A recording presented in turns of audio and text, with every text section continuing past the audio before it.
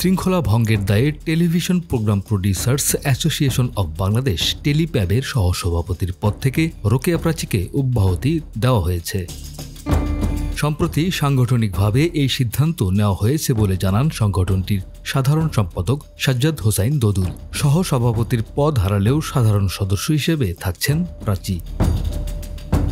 এর আগে গেল ৮ জুন রাজধানীর বনানী ক্লাবে অনুষ্ঠিত দ্বিবার্ষিক সম্মেলনে 2024-26 মেয়াদে আরশাদ আদনান ও সাজ্জাদ হোসেন দোদুলকে সভাপতি ও সাধারণ সম্পাদক করে নতুন কমিটি ঘোষণা করে টেলিপ্যাব। এই কমিটির সহসভাপতি ছিলেন রোকেয়া প্রাচী। আজ সোমবার এক ফেসবুক পোস্টে অব্যাহতির ঘটনাটি প্রকাশ করেন নির্মাতা আশরাফুল আলম বাবলু। কী কারণে সংগঠনের সহসভাপতির পদ থেকে তাকে অব্যাহতি দেওয়া হয়েছে জানতে চাইলে দোদুল জানান, শিগগিরই আনুষ্ঠানিকভাবে বিষয়টি গণমাধ্যমে জানানো হবে। এদিকে বিষয়টি সম্পর্কে জানতে রোকেয়া প্রাচীর সঙ্গে যোগাযোগের চেষ্টা হলে তার মুঠোফোনটি বন্ধ পাওয়া যায়।